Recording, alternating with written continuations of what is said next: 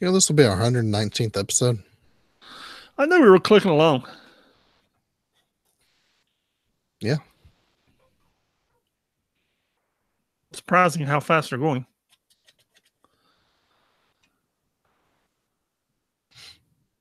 Yeah, you got wisdom. Okay. All right. Oh, silence my phone. Already did. Okay, good for me. Remind me to oil this chair someday.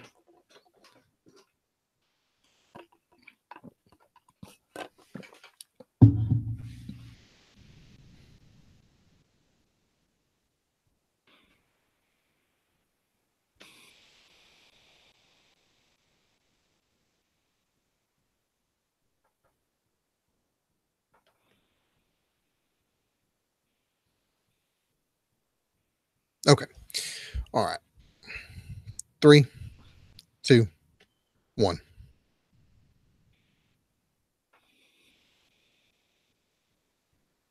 Hey there, Marvel fans. Deadpool and Jonathan the Wolverine become friends. Kind of. Black Panther is a Venom now too.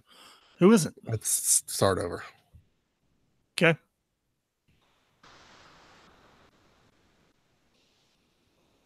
There's all kinds of feedback coming from your mic all of a sudden. Well, what the? It just started. Okay. I don't Check know. one. Check. Is it still there? It sounds like there's air rushing past the microphone. Well, there shouldn't be, but I may have been too close to it. How about now? Any better? Check one. Check. Yes, no, maybe sometimes on Tuesdays, not on Fridays. It's a little on Thursdays. We'll see. If it's, if we have a fifth Sunday, maybe it's a Thursday. A fifth Sunday. Okay. All right. You ever know the fifth Sunday thing? The third month. I know there's 4 months in the year that have 5 weeks in them, which lead to fifth Sundays. Yeah, I'm aware of the concept. Okay. I'm making stuff up, man. No, I know what you meant. Okay. Usually means there's a fifth Friday and I get paid another week. This is true. Yeah. All right. 3, 2, 1. Hey there, Marvel fans. Deadpool and Jonathan the Wolverine become friends. Kind of. Black Panther is Venom now too. Gwenpool says goodbye. All this and more on this week's episode of the 6 Month Behind podcast.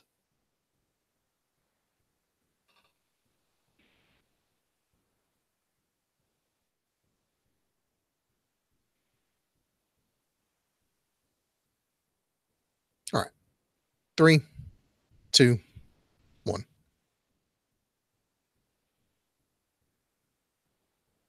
What up? This is the 6 Month Behind podcast for the week of 9/3/18. I am Pat. And I am Sean. And this week we're Burt Reynolds and Mac Miller. And I know who Burt Reynolds is, and Sean knows who Mac Miller is. So maybe between the two of us, we can get through this. Yeah. How you doing, man? I'm good, dude. Those are both two people who died this week. And yes.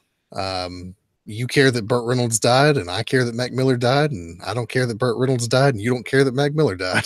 I don't know who Mac Miller is.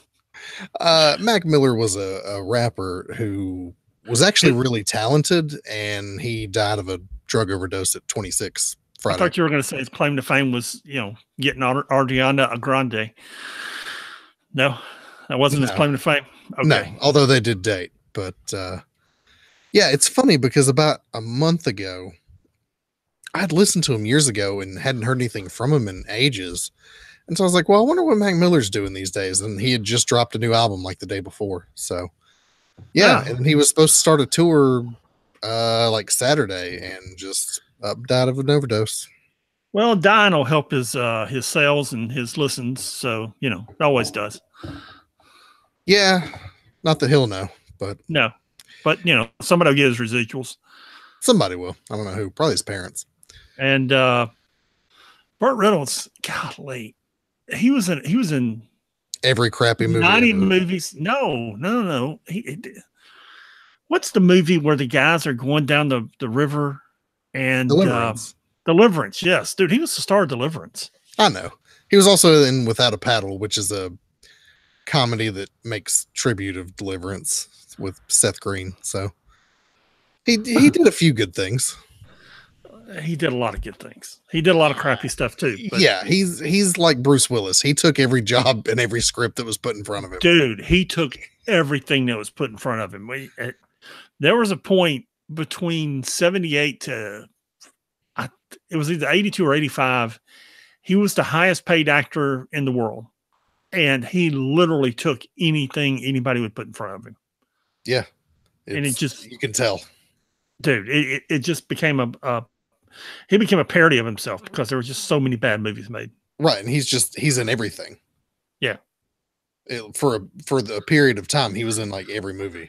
Yeah. Even if it was just a bit part. He'd just, oh, there's Burt Reynolds. Okay. Yeah. And then what happened is he was making a movie with Clint Eastwood that should have been good in 84, 85. And he was doing his own stunt and a guy cracked him in the head with a wooden chair. He claims he only got concussion. He was never the same afterwards. Okay. Yeah. I mean, the movie wound up being a disaster. His career was never the same afterwards. People are convinced he got a brain injury from it. Could be. He never did a whole lot after that either. No. No, I forget what it was, but dude, he took a chair shot, and if you ever watch old WWE videos, man, those guys take chair shots are just unbelievable. Watching modern wrestling and then going back and watching the old stuff, I forget how much stuff they just don't do in the ring anymore. Yeah, they just don't. Especially like chairs, baseball bats, all that stuff. I mean, you watch Mick Foley dive off the cage in the infamous Hell in a Cell match. Yeah. He dove off, landed on the table. Yeah. You watch Shane McMahon do it a couple of years ago. There was an airbag under the table.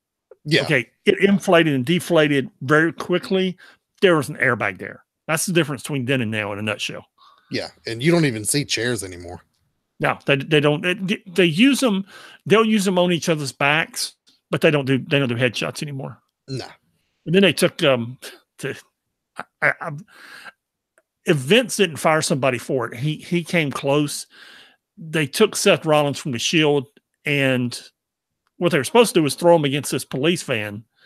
Well, they threw him against it, except they threw him into the window, which wasn't fake glass, and the glass shattered, and his arm was just a bloody mess, man. Yeah, I bet. Yeah, when you see people bust windows out with their arms and elbows in movies, that's not how it happens in real life. No, man. I mean, you saw this thing bust, glass went everywhere, and his arm was just immediately pouring blood. It was, dude, it was bad, man. Oh, that's all bad. Anyway, if you want to tell us about your wrestling injuries, you can email us at 6monthsbehind@gmail.com. That's the number 6monthsbehind@gmail.com. Their website is www.6monthsbehind.com.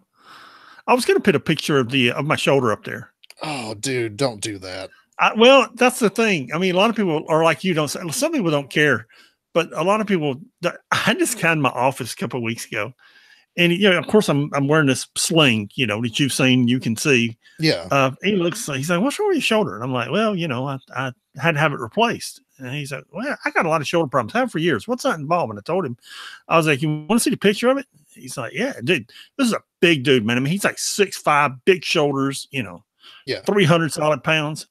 I showed him the picture of my shoulder, and he's like, "How did they do that?" And I'm like, "Well, they cut your arm off, shove a new piece in there, put a couple of screws in it, cut the shoulder off, slap a new piece up there, one staple, glue it."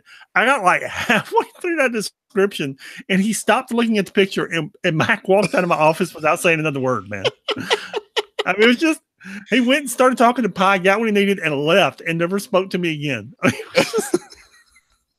He was like, he wanted no part of it. So anyway, I'm at the doctor about an hour ago, and I've got limited mobility on it. Okay. I mean, it's just, it only goes out so far and it'll only go up so far. Yeah. Which is what I'm supposed to. So this little girl, this little x-ray technician, I say little girl, anybody younger than me is, anybody under 40 is a girl these days. She was probably like 27, but yeah. Yeah, probably so. she like, here, put your elbow up here. I said, okay, I put it up there, you know. And she's like, yeah, you need to bring it out a little bit more. I was like, so I slide it out like an inch. No, you need to bring it out a little bit more. Okay, I slide it down another inch. And she's like, and he's come out. So I'm like, darling, that's as far as it goes. Okay. She reaches out and grabs my elbow and just drags it out like 3 inches, and I scream. And she's like, I don't worry about it. It'll be fine. I'm like, it'll be fine for you. I'm the freaking one in pain. Yeah. She's like, yeah, but I got to get it right there for the x-ray. And, you know, you need to work those muscles anyway. I was like, okay, thank you. I appreciate that. She just grabbed it and yanked, man. Oh, dude. Dude, it was all bad. But had that been a mill technician, he'd have been on the floor. But I'm recovering. I'm recovering great. It looks good. It looks great. The x-rays look great. So, yeah, it's all good, man. Modern medicine. It's an amazing thing. It is an amazing thing. They can cut your arm off, replace your shoulder, and sew it right back on. You know, there should be something frightening about that, but somehow there's not. So, yeah. I don't know, man. You were freaking out pretty hard a couple days before the surgery about it. I was, man. And I don't know if I ever told you. Every time I've had this done before, people are like, what do you mean when you had this done before? Okay, this is my 5th shoulder surgery. Yeah. Right? That's what a mess my shoulders are.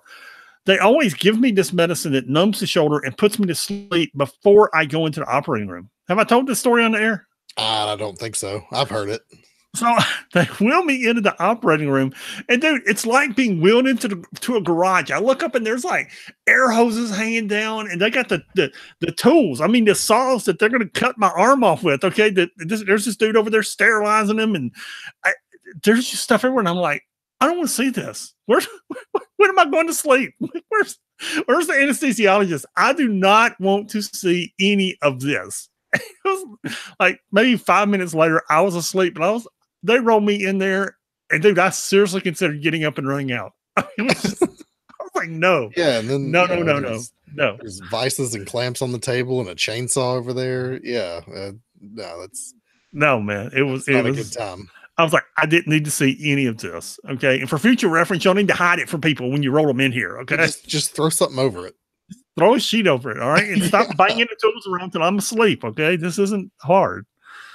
Yeah. I've had 2 colonoscopies in my life, and they just wheel you in there, and you're naked from the waist down. And, you know, this lady, first of all, I can see all the tools they're using. And, you know, there's just like 14 nurses in the room doing a million things and pulling on me and pushing me this way and that way. And here, put this on. Here, I'm going to stick these things to you. And I'm just like, can I not be conscious for this? Like, please. You know, they do brain surgery with people awake. Dude, I don't know how. That would freak me out. Your arm off? That freaks me out. Brain surgery, someone being awake. A business acquaintance, and you know, he's up in West Virginia, and he's really sick, man. He's got brain cancer, and they've operated on him 2 or 3 times. The last 2 tumors, they went in, removed all the tumors. The last 2 were wrapped around the base of his brain stem and his spinal cord where they meet. So you feel free to skip this next 30 seconds if you want to. They screwed his head to the board on the MRI machine, roll him to an MRI machine so they can do what they're doing, and then laser surgery while his head is bolted to the MRI machine with a bolt going into his head, and then laser surgery while he's laying there awake. I'm like, no, just no. Oh my God, no. Ooh. But dude, I guess if you're dying from brain cancer, you're lucky they can do that kind of thing. So I guess, man. I don't know. We should ask John McCain. Oh wait. Anyway, yeah. that was in bad taste. Anyway, speaking of being in bad taste, we want to warn you about spoilers. We do discuss spoilers on the show. We discuss all the spoilers for the comic books that came out this week. And since we are 6 months behind, we may discuss something that is currently ongoing. So if you don't want to be spoiled, pause here, come back. We'll still be here. Speaking of that, we're doing X-Men Blue this week. And of course, I read books as they come out. Or is it X-Men Gold this week? It's X-Men Blue, I think. It's Blue, yeah. Yeah, I'm doing it. There's an event coming, and you've complained a lot about these young X-Men from the future. There's an event coming called Extermination, and I think issue 2 came out last week. I don't know where it's going. I don't know what the end of it is. I'm buying it off the newsstand, so obviously we'll see it at 6 months. But they are going to wrap up that story in the future, and it's a good event. When it gets here, I'll tell you a funny story about it. Well, I'll tell you the story now. What they did, and of course, you get the Marvel previews, you see everything's coming out. Sure. So I go up to the seller and I talk to Jason and Neil, and I'm like, okay, I want this Extermination book. And there's this book that there's like the author's own and a giant classified on the cover. Mm-hmm. And I'm like, what is this? And they're like, I don't really know. It's another Marvel special event. And they're like, okay, you don't really know what it is. I said, no, it's an X-Men event. I said, okay, go ahead and order it. I'll get the first issue or 2 and we'll see what it is. I got it. And I was like, are you freaking kidding me? Y'all conned me into buying this book. Yeah. Yeah. I'll tell you what it is when we get there. And they had a reason for covering up what the book was. And I may have told you off air what it was. I have a suspicion. But I was like, seriously, this is just yeah. No. Anywho, Avenger 682 is our first book this week. And, they haven't done a lot with Red Wolf. And he's kind of I kind of like Red Wolf a little. And this issue is probably the best he's ever been used. I mean, that limited series he was in wasn't bad, but it wasn't great. In this, you actually learn what his abilities are and how he does things. Because what essentially happens is he and Hawkeye show up on that giant battlefield where in New Mexico, where the Avengers are fighting, I believe it's the Lethal Legion. Yeah.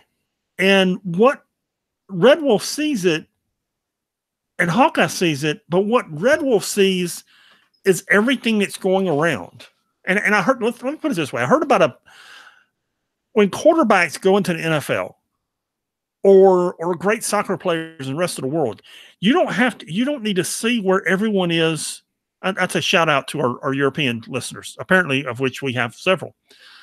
You don't need to see where the players are now. You need to see where they're going to be in 1 to 5 seconds, because that's where the ball needs to go. It doesn't go where they're at. It's got to go where they're going to be, where the defender's not going to be, and where the other player is going to be. And that's the problem with so many NFL players and soccer players is they have the ability, the physical ability, but they don't have the mental vision to see not just what's happening right now, but what's going to happen in 2 or 3 seconds.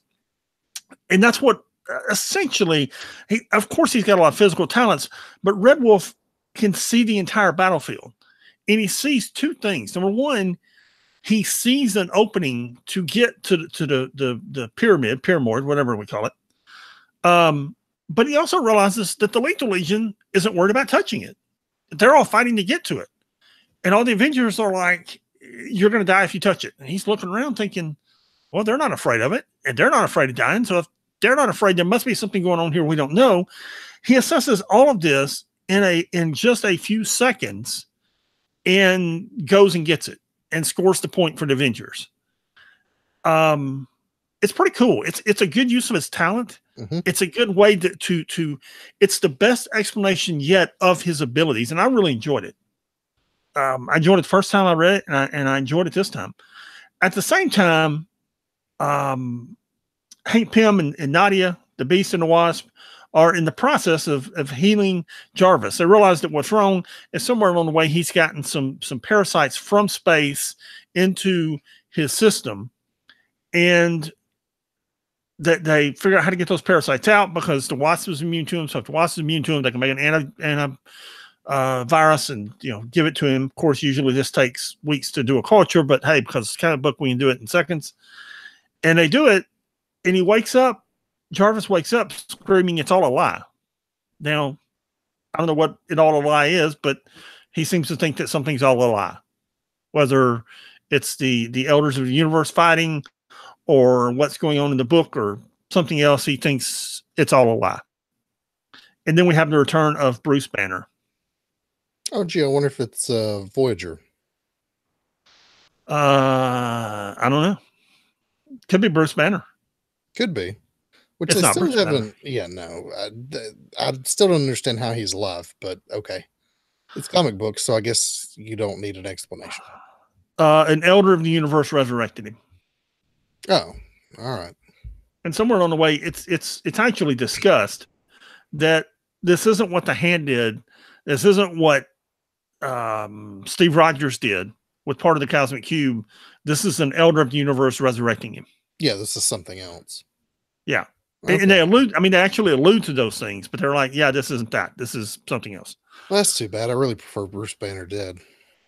Yeah, that's not going to work out for you. No, because what's his name is doing the whole Hulk thing, but it's not working out for him. I think it's pretty good, but apparently the rest of the world doesn't. I think it's good too. It's, crap, what's his name? I can't think of his name. Amadeus Cho's the Amadeus Hulk. Cho, yeah. I thought yeah. you were, I think Greg Pak is writing it. No, yeah, Amadeus Cho being the Hulk is what got me to read the Hulk, and I've enjoyed it. And apparently, he's not going to be the Hulk much longer, and that bums me out. But at least they have plans for Riri Williams, so They do, yes. Yeah. Is that book this week or next week? Oh, that's this week. Yeah, you're reviewing it. Yeah, that was a good read. Well, I mean, future plans, because I understand. Yes. Yeah, after Brian Michael Bendis leaves, she was kind of stuck in limbo for a moment, but they gave her a whole armor redesign and everything. Yeah. Speaking of her, we have Champions number 17, which she's a part of. But this book really doesn't focus on her. It focuses on the two Vivs. If you remember, we have a human Viv Vision, who's the original one, and a rebuilt Viv Vision, who's a synthezoid. And the two of them are not getting along. Vision just has this idea that they'll just be sisters and everything will be great because the Vision is something's wrong with the Vision. So in this beginning in this issue, we have the original Viv talking to Nova, who's trying to tell him, hey, something's not right with the other Viv, something weird's going on. And Nova's like, you're just being paranoid, quit worrying about it. Meanwhile, the champions are holding tryouts to replace Viv's spot on the team. Riri's there, as is a couple other folks. They're all playing a video game at the moment. But Viv Vision, the robotic one, decides she's going to kill the original Viv because she's flawed or whatever. And most of the issue deals with her trying to kill Viv Vision because it has something to do with her mother. I don't know. Along the way, we find out that the reason Viv is like this is because Vision has a virus and ended up giving it to his daughter when he rebuilt her. Cue all of the champions showing up just as human Viv puts a lamp pole through synthezoid Viv, thinking that she just murdered her. Anyway, it was all right. Cool. You know, they're making another Vision book.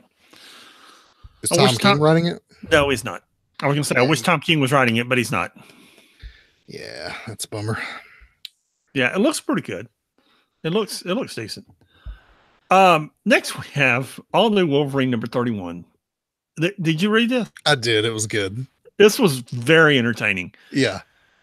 Jonathan the Wolverine is Lee. If you don't know who Jonathan the Wolverine is, yeah, he's literally a Wolverine that was adopted by Laura Kinney and Honey Badger. And somehow the Pelican, I don't know how they got the Pelican, but they're all attached to the Pelican, and Jonathan bites its leg off. And then Laura Kinney's like, if only we had a universal translator. Oh, wait, we do. And the Wolverine's like, need to go outside, need sunshine, need to find other things to eat. So Honey Badger takes them outside, and they find a place where animals are being experimented on. And instead of calling Laura Kinney, she calls Deadpool because she's got Deadpool on speed dial. And she thought that would be the best thing to do. Yeah, she thinks Laura won't go along with her plan. Yeah. Of course, Deadpool's there, and you get lots of witty banner. Deadpool reaches out to pet Jonathan, and Jonathan, the real Wolverine, and Jonathan's like, "I'll eat your face off." And Deadpool's like, "No, we got boundaries established now. It's all good." Good. I'm like, dude, that's not right, man. So they go in there, and turns out this is where Jonathan was created, and they're not doing it for scientific purposes. They're just doing it essentially for a dogfighting ring. Except they're mutating animals and having them fight. There's a pretty funny scene where a mutated sloth is coming after them. Except it's a sloth, so they stop, get something out of the vending machine, get something to drink, and then kill the sloth. Yeah. Finally, Laura Kinney realizes that Honey Badger hasn't come home, and just goes after her and follows a trail of dead animals where she finds Deadpool with a bunch of squirrels on his swords. Like he's going to a fire to roast them. Yeah. Then the dude comes out, and turns out he's got Jonathan's family down there, and they've all been mutated. And Jonathan's not happy. Nobody's really happy. So, they just burn the place down. Yeah. They just kill everybody and burn it down. A lot of good one-liners in this. There's a lot of good one-liners. And the best one, it's not a one-liner, but at the end, Jonathan's sitting there with Deadpool, Laura, and Honey Badger, and says, "Old family gone, new family here." And Deadpool reaches over, pets him, and says, "Oh, aren't you a big softie?" He's like, "Well, eat piece of you while you sleep." Yeah. Jonathan the Wolverine does not like Deadpool. No. Yeah, no, this was good because, Deadpool gets put into a lot of books, and it's not always a good thing, and this was a good thing. Yeah, and it depends on the writer. They've got to know how to write Deadpool, because if you just get in there to make stupid jokes, it's not going to work. Whereas here, they actually knew how to write him, and yes, they made a bunch of silly jokes, a lot of great one-liners in this, but they knew how to use Deadpool as a character, so it worked. Yeah. It was real good. I enjoyed it thoroughly. Yes. Then we have Legion number 2. This is the book about David Haller. He finds a psychiatrist, traps her in his brain, and says, "Cure me." And she gets to go on a fun trip through his brain to defeat Lord Trauma so that he doesn't take over David's body. If that sounds as bizarre as you think, well, yeah, it's pretty bizarre and also not great. Yeah. There you go. Next, we have X-Men Blue something, number 22. The X-Men actually found a pretty cool way to board Kill Thrill's Thrill Kill, whatever. The girl with the pink hair ship. They run an iceberg into it, except the iceberg is made by Iceman, and the X-Men are inside it. It's depending on who's writing Bobby Drake at the time, his powers are either Omega level or he's a snowman. Yeah. Which he's one of the original X-Men, so he should be pretty powerful, but it depends on the writer. You've shown that he's got Omega level powers, and you see things like this where he uses his powers in really cool ways, and then the next issue he's just back to, sliding around on ramps of ice, and that's all he does. Yeah, like, really? Snowballs. Yeah, you're like, really? That's so useless. Anyway, Scott finds his father. They go after the rest of the villains there in the ship until finally the super bad villain shows up, and I assume this is all going to be concluded in the next issue of X-Men. Let's hope. Yeah, because they've got poisons with them, and the big bad's there, and we're going to hope it's concluded in the next issue. So maybe it will, maybe it won't. Who knows? What was this event you got conned into buying? I can't say because it'll run another event. Oh, okay. It involved Rogue. Oh, okay. All right, if you say so. Are they relaunching Uncanny X-Men? Yes. That's what I figured. That was not the event I got kind of buying. I'm looking forward to that. No. Yeah, I was gonna say that would be worth looking forward to. No, that's not the one. I mean, I can discuss it, but it's got serious spoilers coming, and I really don't. While we warn people about spoilers, I really don't like going that far into them if I can avoid it. Okay. The only Inhuman comic that we had this week is Lockjaw number 1. Was that any good? Um, it's not as bad as I thought it would be. I thought it would be a utter tragedy that would make my eyes bleed and make me want to delete my Marvel Unlimited app. It wasn't that bad. So it turns out D-Man is depressed. He broke up with his boyfriend. He's lost his powers. He's broke. He's mostly just laying around in his house in the middle of the day watching Jeopardy and drinking beer and eating frozen pizza. His crazy neighbor lady, who looks an awful lot like Ruth Bader Ginsburg for some reason, invites him to her dog's birthday party and insists that it's her dog's 30th birthday. He's like, yeah, whatever, lady. I just punched my TV and I'm bleeding, so I'm gonna go to the doctor. Then Lockjaw shows up in the middle of a park. So now he's here in New York. D-Man goes to the doctor. His sister shows up and, D-Man cut his arm, but his sister thinks he tried to commit suicide. And so she's just like, oh, I'm so glad everything's okay. I didn't think you'd ever do something like this. And he's like, wait, what? She's like, oh, I thought you tried to commit suicide. No. Why don't you just go home? I'll handle it. So on his way home, he gets attacked by space hamsters. These are little hamsters who can talk and are flying tiny space vehicles. That's when Lockjaw shows up, and between the two of them, they bust up all the hamsters and they retreat. And Lockjaw seems to recognize the old lady's dog, who she swears is 30 years old. And apparently something's weird going on with the dog. Anyway, Lockjaw teleports off somewhere else, but takes D-Man with him, and now they're in the Savage Land, and Kazar shows up. It was entertaining. It was dumb, but it was entertaining. Okay. Kind of like Spectacular Spider-Man 300. I wouldn't call it that dumb. I thought it was pretty good. I enjoyed Adam Kubert's art. It was Adam Kubert's art was really good. You got the Tinker and his giant spider slayer shutting down all the heroes' technology, and Spider-Man has to rescue Riri from her armor. Of course, Riri's got more tech, and Spider-Man finally races off to attack the Tinkerer himself, leaving all the other heroes to fend off the giant spider slayer.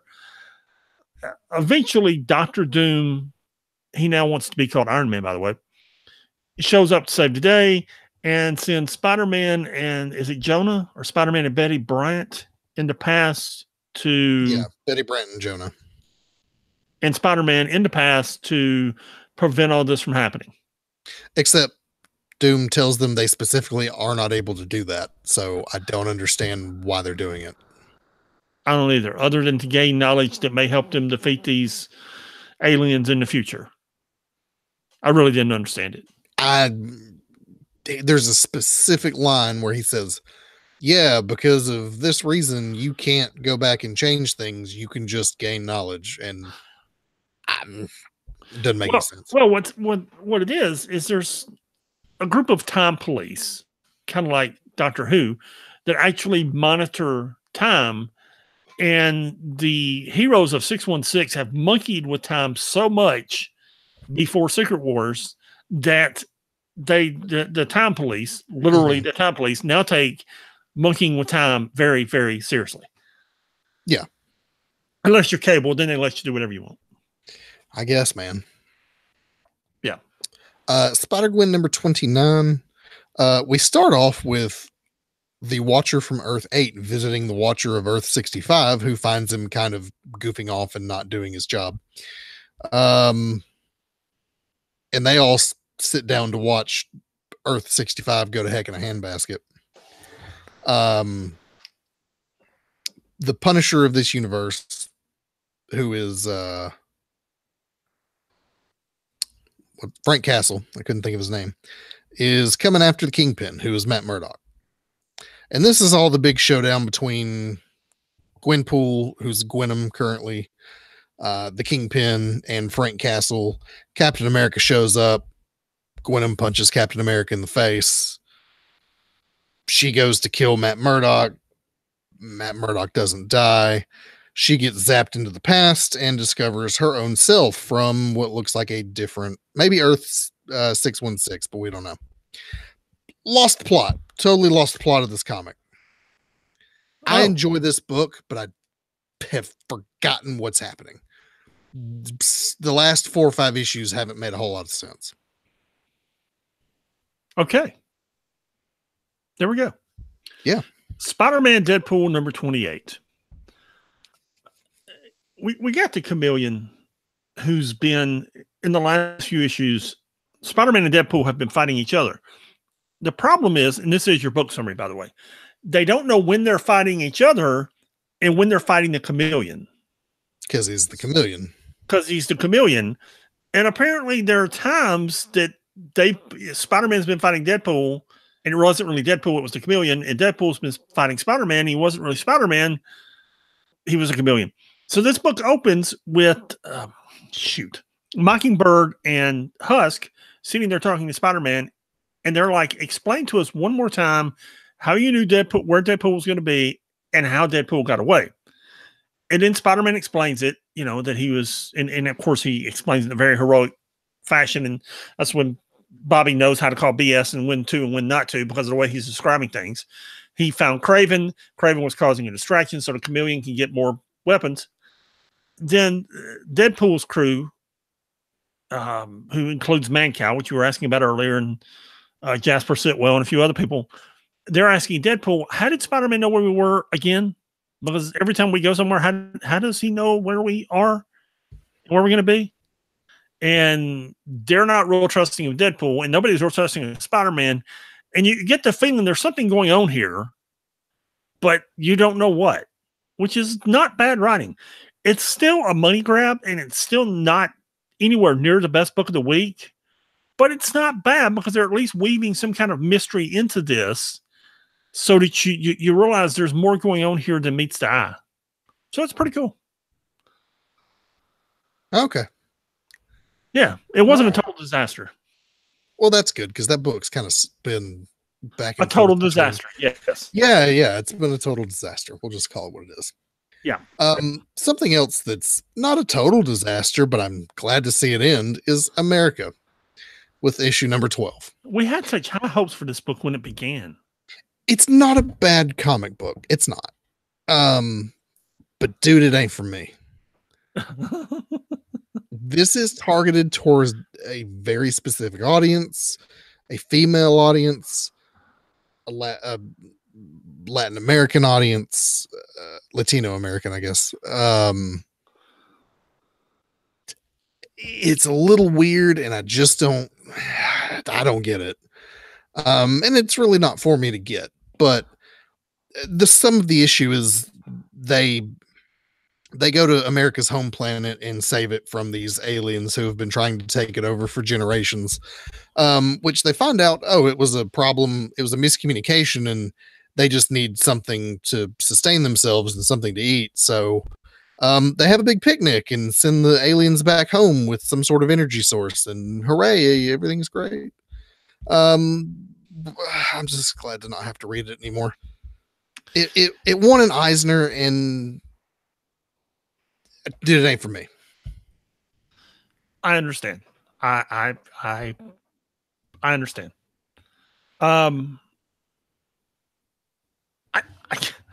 There are so many moving parts in this Black Panther number 170 book that Peter David can be writing it.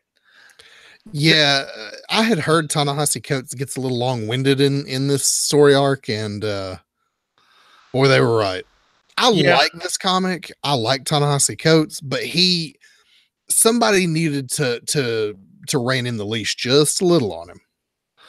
Yeah. So they got Tattoo in a cell, and he's pontificating on the fact that maybe the gods just got bored with Wakanda. They didn't leave them. They didn't die. They just got bored with them. Then we cut to the scene in the desert that used to be a lake, and the Black Panther and Thunderball, Dr. Ezekiel, whatever, are fighting all these creatures that are mystical.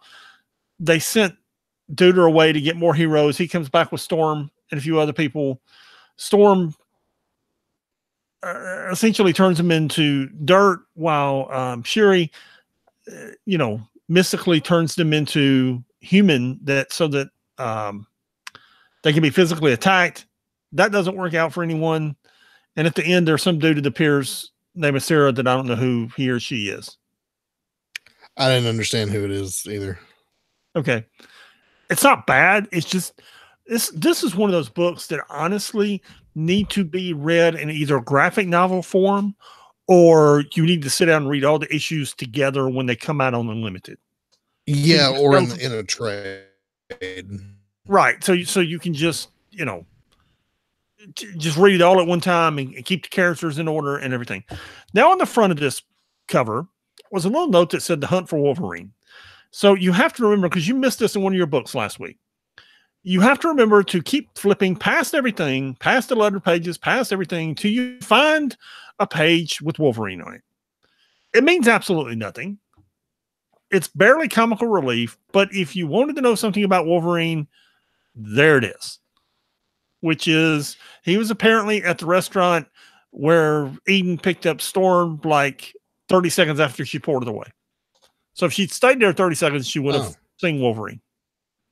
But you got to be looking for these pages. Otherwise, you don't see them. No, because I missed it in this one. They're just randomly scattered in places, man. I don't. It's what they did. Make any sense. They stuck that little logo on the cover, making you think that something important about Wolverine was actually going to be in this issue.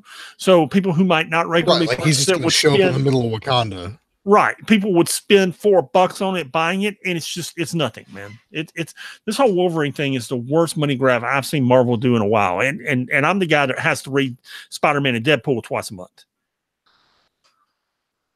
Yeah. No joke, man. We had Black Panther Long Live the King #6, which is also the last issue of this comic.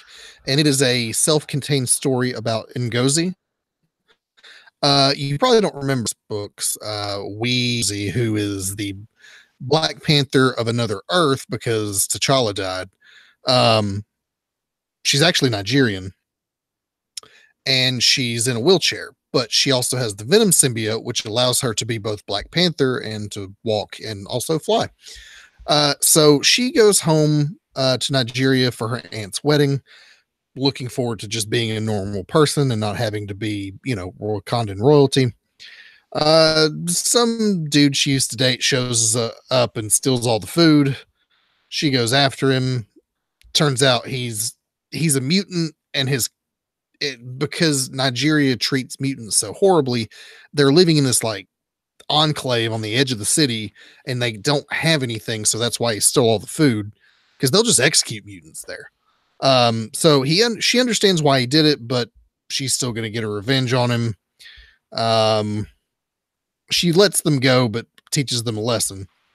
It was fun, and the series is over, and nobody's sad about it. No. Despicable Deadpool number 295. This is actually very good. Of course, Jerry Dugan's been writing this, and Scott Koblash's art is really good. Strife has tasked Deadpool to kill a certain number of people, and the next one on the list is Kid Apocalypse, and he and Deadpool have an exchange, and finally Deadpool shoots him. Strife's happy because he's off the list. He gives Deadpool his next name. Then he wakes Kid Apocalypse up, and he was like, "Dude, I thought you were going to kill me." And Deadpool was like, "No, if you really thought I was going to kill you, you'd have called the X-Men." About that time, the X-Men show up and started putting a beat down on Deadpool. One of the funnier lines in the book is when Colossus hits him, Deadpool lays there and says, "I like you better in the movies," which, is obviously a fourth wall joke. Then Kitty Pryde just stomps Deadpool.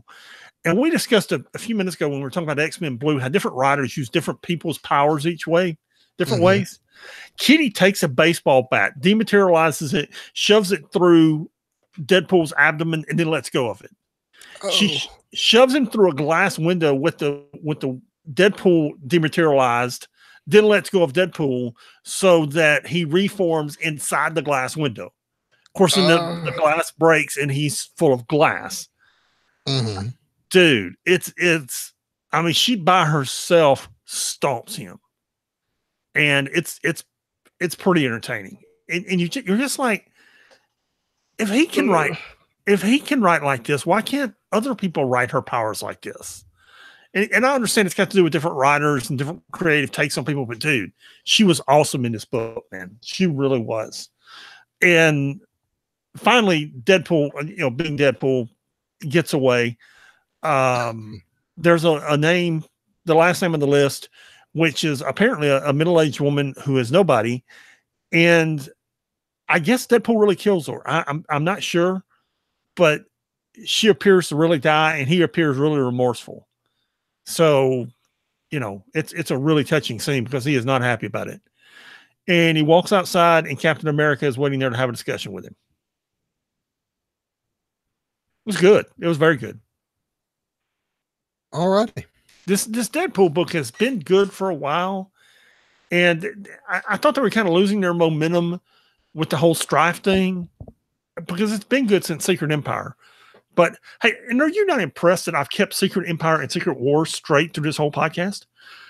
It's been good since he killed Coulson back in Secret Empire. Do that, but it's kind of, and I think it kind of lost its way for an issue or two. But it's getting it back, and it's good, man. Yeah, that's good. Glad to hear it. Doctor Strange 386 spends half of its time recapping the previous issue where Doctor Strange resurrects Las Vegas from total destruction, and turns out Mephisto's taken over. So now he's summoned basically hell on earth, and now he's got to deal with it. The other half of the book is him playing cards with Mephisto, the stakes being if Doctor Strange wins, they all go away. Doctor Strange, of course, wins and cheated to do so. So he brings in Thor, who's now demon possessed, and uses Mjolnir to break Doctor Strange's legs. That's Doctor Strange 386. I was looking Moving forward on to to Iron Man 597. It doesn't sound good. It's not bad, but this second issue spent half of its time telling us about what happened in the last issue. I understand. And it's stretching for no reason. Right. It's stretching so they can make 6 issues instead of 5. Right. Anyway, Iron Man 597 is also a waste of time. Riri goes to MIT where she can get her Iron Man armor back and also track down Iron Man. The Wrecking Crew decide to invade Dr. Doom's old lab in Latveria. He shows up and beats the crap out of them, and that's the end. Has nothing to do with Iron Man. Okay. There you go. Next we have Jessica Jones number 17. This is kind of entertaining because everybody knows Bendis is winding down his run here. On page 3 is a 2-panel page that shows how bad the Earth can be. And it's got a poster that says Bendis is a traitor. You go to the next page, and it shows how great Earth can be in a utopian environment, and it says Bendis saves Earth. It's pretty entertaining. But what they're discussing, that's funny. It's very funny. But what Kilgrave, the Purple Man, has offered Jessica Jones, I said Jessica Drew because she's in this book. What he's offered Jessica Jones is, look, help me use my power for good, and let's make a difference in the world. And Jessica's like, yeah, I could do that, but no. Now, that's 30 pages of dialogue, but it has to do with, even if you're doing it for good, you're still circumventing people's free will. And she just decides not to do that. And it's really bizarre, man. I don't know what Bendis is doing here, other than wrapping up the storyline with all his characters, because Kilgrave apologizes to her for everything he did when she was young. About that time, Captain Marvel shows up and is going to beat the crap out of him, but Kilgrave stops her. Then he walks outside and dies. And just to make sure she's dead, Jessica Jones has Captain Marvel take his body, fly it to the sun, and throw it in. Just to make certain he's dead for good. She wanted him gone. Yeah. Well, his children are still running around, so that's the thing. Yeah, but then I'm sure they'll find a way to resurrect him when another creator wants to use him. But for now, his body's been thrown in the sun. It was a good issue. I enjoyed it. Okay. Moon Girl 26. So apparently Galactus showed up to tell Moon Girl about this other dude named Omnipotentus, who, like Galactus used to do, Galactus eats worlds. Well, there's someone else out there who eats whole universes, and they're coming to eat this universe because the universe is always ending, apparently. Super Skrull is his herald, and they spend most of the issue fighting Super Skrull. And yep, that's Moon Girl. There you go. Next, we have Moon Knight. And the last two series of Moon Knight, this is Moon Knight 192. I forgot who wrote the last one, but this was being written by Max Bemis. And we've raved previously about how much you and I are both enjoying Max Bemis' writing on this and your love and affection for Max Bemis. Yeah, he announced the breakup of his band the other day, and I'm sad about it. Okay. Yet another person whose music I'm not familiar with. Yeah. They've been around for 15 years and just are like, we're done. I understand. Also, Max has got plenty of work writing comic books now. So, and here's the thing. It's very seldom that bands are carried by multiple people. Okay. The Who are carried by Roger Daltrey and Pete Townsend. Mm-hmm. If you ever listen to Roger Daltrey do anything without Pete Townsend, it sucks. If you ever listen to Pete Townsend do anything without Roger Daltrey, it's mediocre because it takes both of them to make the art that is the Who. Whereas with Creedence Clearwater Revival, John Fogerty did everything. Okay. He wrote the music. He played the rhythm guitar. He played the lead guitar. He sang. He literally did it all. He was like, what do I need the rest of these guys? That's why a lot of bands break up is guys like John Fogerty look around and he's like, why am I paying people and supporting people that I don't need when I'm doing all this myself, which is what leads to the breakup of a lot of bands. So there you go. Yeah. Well, Max's whole thing was, we've accomplished everything we set out to do with the band and I got other stuff to do. So bye. Yeah. So anywho, this is Crazy Runs in the Family Part 5. And he's got Frenchie taking care of his daughter, which he's got, the beauty of this is Max Bemis and the predecessor, who I forgot, was Jeff Lemire. Yes. It's just really diving into the broken psyche that is Moon Knight. And Brian Michael Bendis did it before that. And you just realize that Moon Knight, Mark Spector, Stephen Grant, Jake Locke, whichever one of the characters, is just flat crazy. And delving into that part of the character really makes him enjoyable. So Moon Knight turns himself in because they've got his girlfriend captured.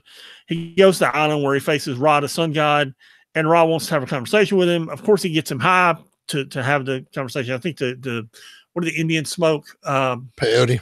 Peyote. I think the implication here is they're kind of, smoking peyote, but you can't do that in a comic book and still be on newsstands. So they didn't, but it's inferred. And then you get inside Spector's mind and you can't even tell what's real and what isn't, from Khonshu to the sun god, to all of it, man. You lose track of what's real and what isn't. And finally, Mark's like, what if dude's right? What if I'm wrong with all this violence and he's really right with an anti-violent take? It was really good. And it's not for everyone. But it was outstanding. I tell you what was good, man. This friggin' Thanos book it's just been outstanding. It really, are you reading it? No. You should, man. I know. I just haven't gotten around to it. Go back to where this story arc begins. When I get through talking about this issue, you'll want to go back and read it. You should go back to where this story arc begins and read it. This is the origin of the Cosmic Punisher. So when Thanos was in the process of killing everyone in the universe, he eventually had to take Earth and fight, and kill all the heroes on Earth. So that's what the first few pages of this are. It says he killing all the heroes on Earth. And as Frank Castle was laying there dying, he's like, I'll do anything to beat this guy. And Mephisto's like, you'll give anything? That's his first deal with the devil. Then Galactus shows up on Earth, obviously having battled Thanos, looking for help. And at this point, years have turned into decades, decades have turned into centuries, possibly centuries have turned into millennia. And Frank Castle is just losing his mind, slowly but surely. And he's like, hey, Galactus, tell you what, everybody's dead, the world's dead, but you give me some of that cosmic power that you're always giving your heralds, make me a herald, and we'll go stomp him together. So that's when Galactus gives him the power cosmic, and he becomes Ghost Rider, Herald of Galactus. So now he's got the powers of Mephisto and the cosmic power, but he's going stark raving mad. So, dude, there's some awesome art where they go and fight Thanos. Thanos basically blows Galactus' head off and destroys Galactus, except the Ghost Rider lives. And Thanos is like, you didn't do bad here, man. I could use somebody like you. So that's when he becomes the Rider, black right hand of the Mad King Thanos, and gets even more power. And that's the origin of the Cosmic Ghost Rider, which is totally cool. Now we go back to the Silver Surfer and the Annihilation Wave. You were right. That wasn't Annihilation Wave last issue. Fighting the Ghost Rider and the two Thanoses. And they think they win. And the young Thanos stands there and says, no, we didn't win. This is that easy. This isn't that easy. Finally, the Silver Surfer comes back and the old Thanos says, dude, I'm going to beat you. What are you doing? And Silver Surfer's like, oh, I've stolen for time. And he was like, what kind of time? Time enough to be worthy. And then a hammer shows up in his hand. Oh, man. Dude, it's pretty freaking cool, man. I mean, when that hammer materializes in the lightning and thunder strike, it's pretty freaking cool. I do need to go back and catch up on this. Dude, this book's good. It's leading into the Infinity whatever, which, by the way, next week, the Infinity whatever. The time you read this, Infinity Countdown #1's out. I'm telling you, the first book you need to read is on Infinity Countdown #1. It probably will be. It needs to be, because this whole thing with Groot has been going on in the Guardians of the Galaxy for like 2 years. Why isn't growing? Why isn't healing? Why isn't full size? Why is a baby Groot? Mm-hmm. That's all resolved in this issue, and it is totally outstanding. That's cool. Yeah. Tell you what's not outstanding, or maybe is, depending on your perspective, is Captain Marvel 129. I'm not even going to get into it because it's not worth the time. They resolve this whole Dark Origins other universe thing. She gets the Infinity Stone and comes back home. Okay. Is it worth reading to see why she got the Infinity Stone? No. Okay. It's worth burning. Okay. I hated this story. It should have been good because it's this kind of through a mirror darkly type thing where it's a universe that's similar to ours, but not, and everything's kind of twisted, and it should have been great, and it sucked. Well, that's bad. Yeah, it was. Yeah. Tell you what else is bad. Gwenpool #25 is ending with this 25th issue. It's the 25th issue bad, or is it bad that it's ending? No, it's bad that it's ending. I didn't mean to say the issue's bad. The issue's actually kind of nice. There's all this, like, she talks to her future self in between the panels of the comics, talking about how, your comic book's ending, but you're going to go on to have a legacy. There will be, you chose to be a good guy, so your comic book has to end, but you get to go on existing. Someone's reading this, years later, someone is, reading this in the library. One of those people is going to get a professional gig and maybe decide to put you in a comic book. You're not done. And, it's kind of a quick jaunt through all of her adventures and wraps up a lot of her storylines. There's a funny part where there's this little girl getting bullied by these other girls, and the little girl's wearing a Gwenpool shirt. So Gwenpool rides in on Fin Fang Foom who says Fin Fang Foom is hungry and wants to eat mean children. Then picks them up and throws them in a dumpster, and Gwenpool's like, "Hey, thanks. Time to bury you under a mountain again, or whatever." And he's like, "Yeah, Fin Fang Foom is tired. Good." Her and Squirrel Girl get in a fight with Mephisto. Yeah, it's a good time. Cool. The letters page is nice too, where Heather Antos and the writer Chris Hastings and everybody says their farewells. I'm sad to see this book end, but she's not going anywhere. No. And they talk about how she was meant to be just kind of a throwaway joke and turned into a real character. Dude, she was a piece of artwork that turned into a character. It was a cover for one of the Secret Wars issues of Deadpool. Yeah, just literally an alternate cover, and it just exploded. Yeah. So, which is the same thing that happened to Spider-Gwen. Pretty much, yeah. She was an alternate cover that wound up being all this. That book's ending soon too. Yeah, but there's gonna be another Spider-Verse story, and she'll be in it. So yeah, it'll be another thing where Jeff Lemire goes to do something else, and they'll put her in other comics, and she'll get her own title again eventually. She'll be around. In our Star Wars books this week, we have Darth Vader number 12. I'm gonna butcher this name. Charles Soule is writing it. Giuseppe Camacoli is drawing it, and about as well as I could have done. And it's Francisco Mattina assisted him with the cover. I thought Salvador LaRocca was doing it, and that is high compliment to say that your art looks as good or better than Salvador LaRocca's. This book looks really, really good, man. The color that was done by David Curiel is good. This book really looks good, man, and I've really been enjoying it.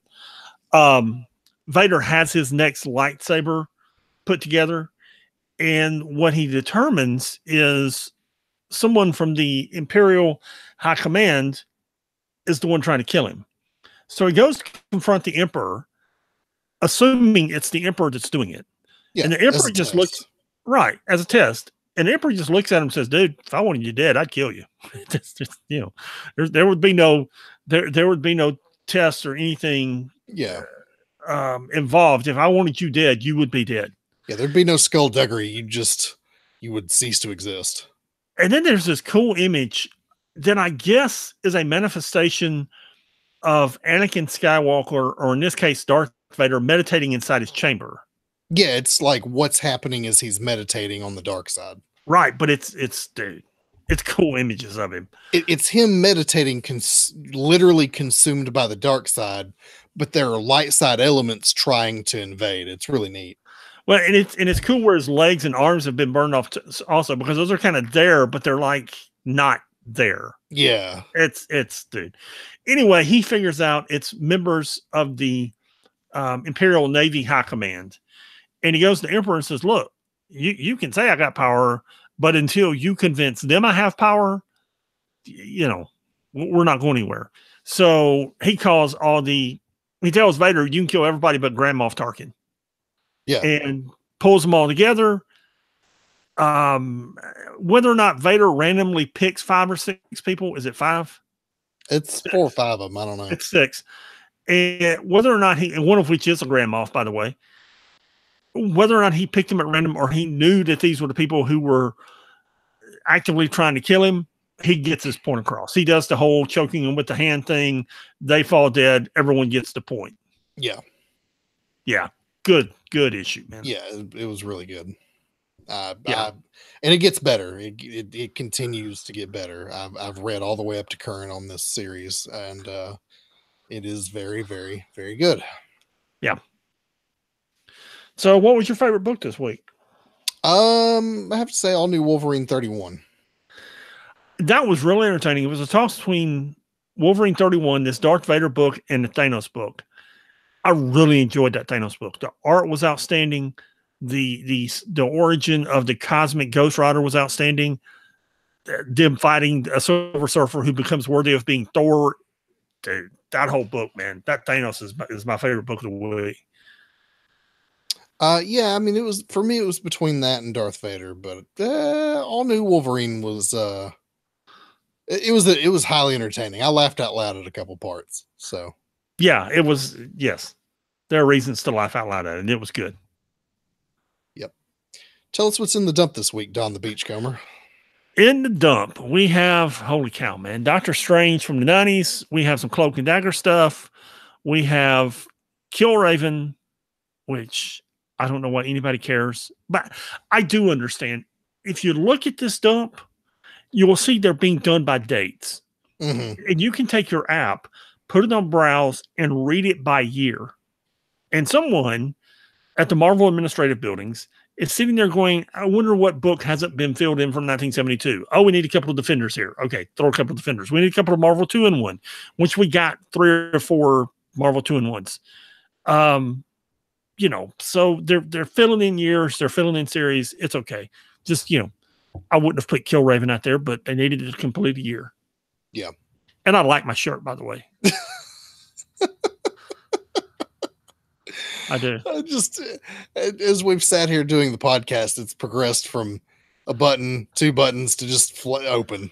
No, what it really progressed from is getting rid of the brace, because I got rid of the brace because it was killing me. And I really want to be in a more comfortable shirt. And I really want to go do some exercises on the shoulder. That woman killed it by stretching it out. I hear you. Yeah. All right. Well, as it happens, that is going to wrap us up for the week. If you want to get in touch with us, you can email us at 6monthsbehind@gmail.com. That's the number 6monthsbehind@gmail.com. The website is www.6monthsbehind.com, where there will not be a picture of my shoulder. Good, because I've seen it and y'all don't want to see that.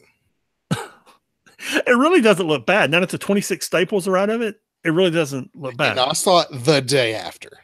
I understand. 24 hours post surgery, I saw that humongous scar. So I'm talking to the girl. They actually have this staple gun, one of the tools that I saw when I was rolled in. Yeah. And they just into your arm, man. And then, and she's a resident. I say she's a girl. She's a resident. She's probably 30 years old. So then I'm seeing her a couple of weeks ago, and she's got a set of forceps that are essentially a staple puller yanking them out of my arm, man. And of the 26, 24, I wouldn't have even known she pulled out. There were 2 of them I think were like still attached to the bone or something, man. I don't know. She pulled those 2 out. And I was like, hey, hello, hi. That hurts. That hurts a lot. Dude, 24 of them didn't hurt. 2 of them, they were attached to nerves or something, man. I don't know. They hurt. Hopefully she did it quickly. She did. Yeah. This is going to suck, so we're going to do it fast. Yeah. Yes. Anyway, before we go, Pat, do you have any wisdom to lay on us? Well, the first piece of wisdom is don't get arthritis in your shoulders, because it really sucks. The second piece of wisdom is to add a library to your house is to give that house a soul. I would agree, as long as you read those books. Yes. Otherwise, you're just a dumb person living in a smart house. Or a smart person or a dumb person not using your Google app. That too. Yeah. Yep. All right. We'll see you guys next week. Peace.